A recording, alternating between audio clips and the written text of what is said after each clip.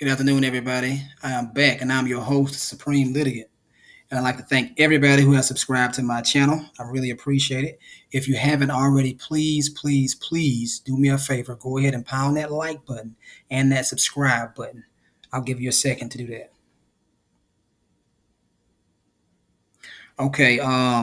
Yesterday, I think it was yesterday or this morning. I can't really remember, but I did a poll on YouTube, and I was asking if y'all could understand the distinction between a reasonable officer and an unreasonable officer.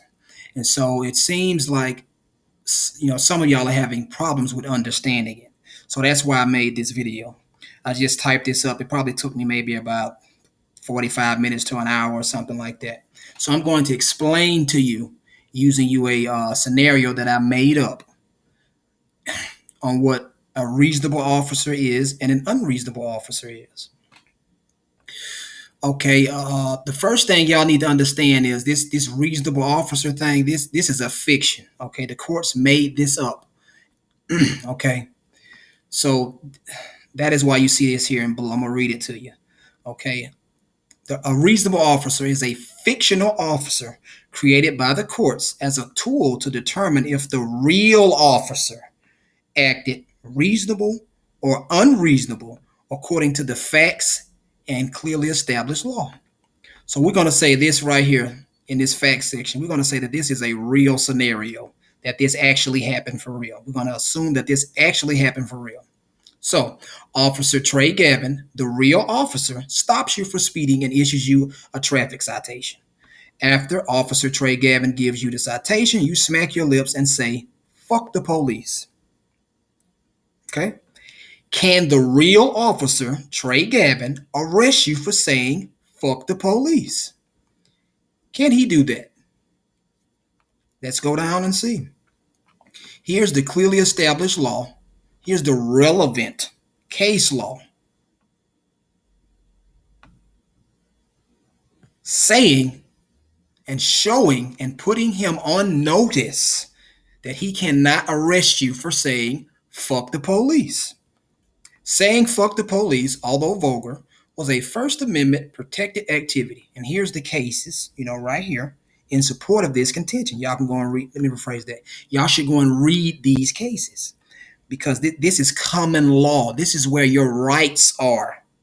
That's why you need to go and read case law. That is where the common law is. Go read the cases if you want to know what your rights are and how to properly allege a valid cause of action against these tortfeasors, these idiots. That's what y'all need to go and do. Go read the cases. So let's go back up, and I'm going to answer your question. The answer is no, he can't arrest you for that. So, since the officer does not arrest you for saying "fuck the police," he acts reasonable, aka lawful, according to the facts and clearly established law, meaning you cannot sue him. But if the officer does arrest you, he acted unreasonable, aka unlawful, according to the facts and clearly established law, meaning you can sue him.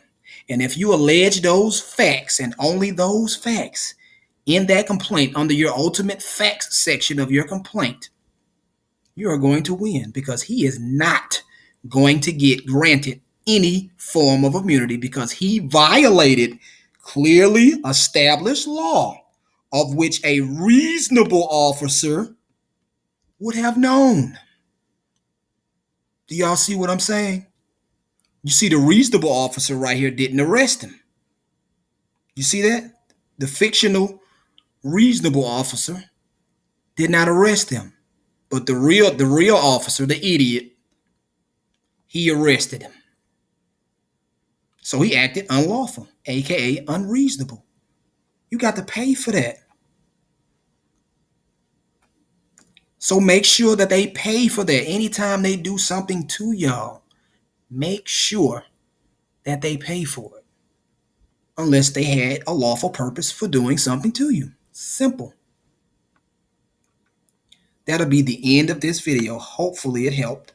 I think that was a pretty good example. If not, let me know. and I'll try it another way. I'm gonna put another poll up probably later on tonight, or or tomorrow evening or something like that, and I ask this same question. The Supreme Litigant is out. Peace.